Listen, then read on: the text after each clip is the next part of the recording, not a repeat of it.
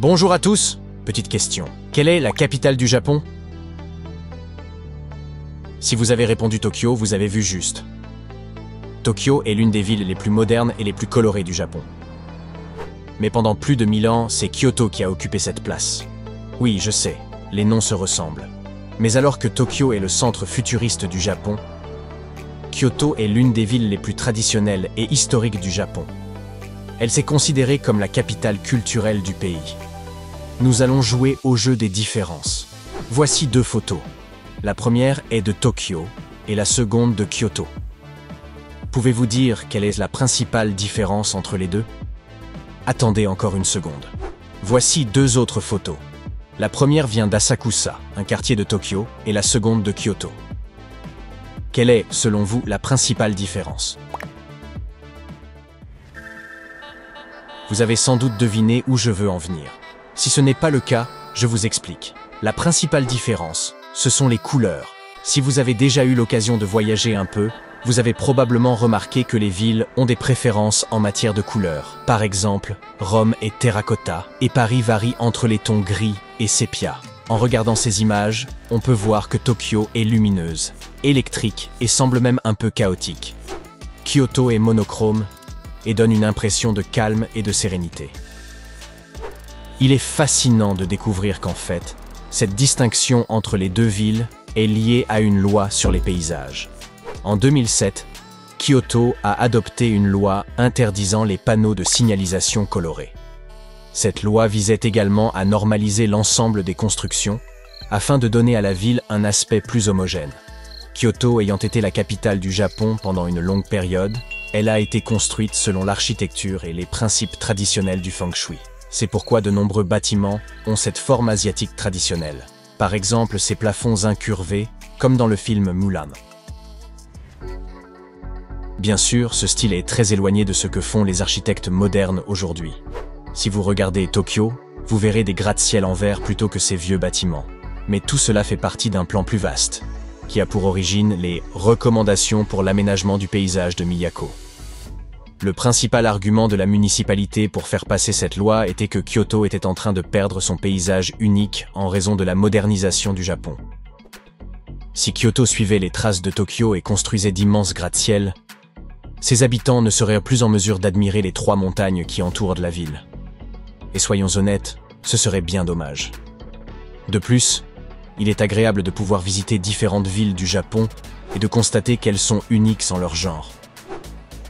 Si la loi sur les paysages s'appliquait à l'ensemble du Japon, nous ne pourrions pas voir des merveilles architecturales telles que le Tokyo Skytree ou l'immeuble à la flamme d'or d'Asahi.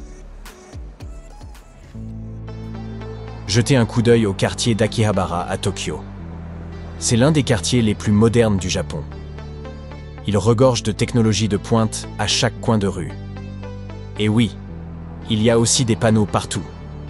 Si on compare tout ça avec le Kyoto post-nouvelle loi, la première chose qui saute aux yeux, c'est l'affichage sur les toits.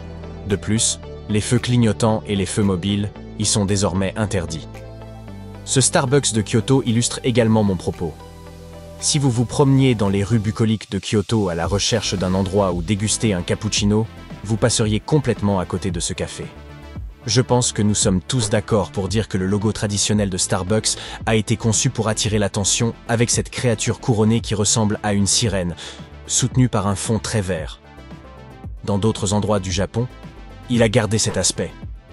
Mais à Kyoto, la marque s'est surpassée pour respecter les nouvelles directives et a produit ce magnifique logo en bois, ainsi qu'une petite plaque indiquant que ce bâtiment propose des cafés au lait.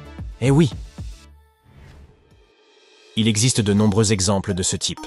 À Kyoto, le 7-Eleven n'a plus ses traditionnelles bandes rouges, oranges et vertes. Son logo est désormais en noir et blanc. Vous vous dites peut-être que c'est ennuyeux, mais je pense que nous sommes d'accord sur le fait qu'il est parfait dans cet environnement.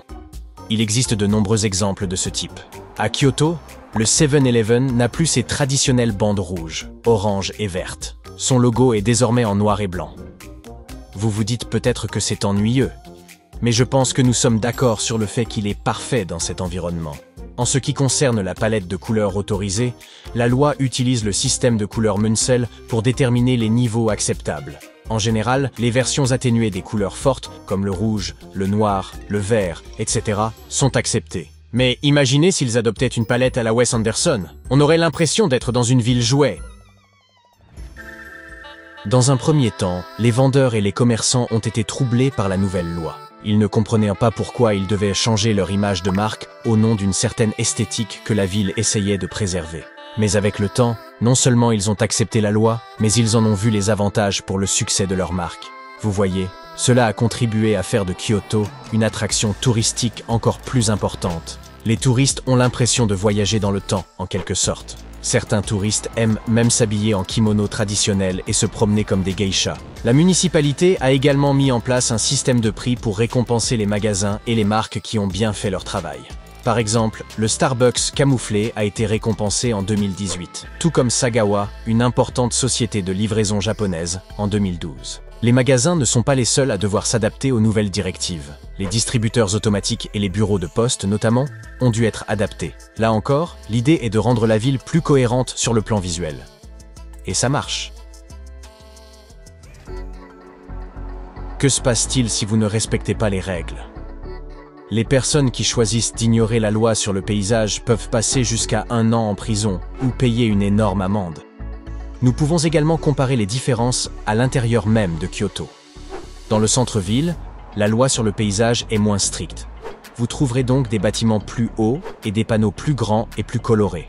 En revanche, lorsque vous quittez le centre et que vous vous dirigez vers les petites localités de campagne, la loi est nettement plus rigide. Elle est particulièrement stricte autour des sites classés au patrimoine de l'UNESCO. Au cas où vous ne le sauriez pas, il y a 17 sites du patrimoine à Kyoto. Oui, c'est beaucoup. Mais c'est ce qui rend Kyoto si unique. Bienvenue dans le quartier de Pontocho. Ce quartier est un bon exemple de la façon dont la loi sur le paysage a changé la physionomie de la ville au fil des ans. Pontocho est une jolie ruelle de Kyoto qui s'étend sur plusieurs pâtés de maisons. Si vous comparez cette image de 2009 avec celle-ci qui date de 2023, vous constaterez de nettes différences. Tout d'abord, l'énorme panneau à l'entrée de la ruelle a disparu. Il en va de même pour les fils qui pendent du haut des boutiques. Le trottoir a été refait et les grandes enseignes ont disparu. C'est beaucoup plus propre.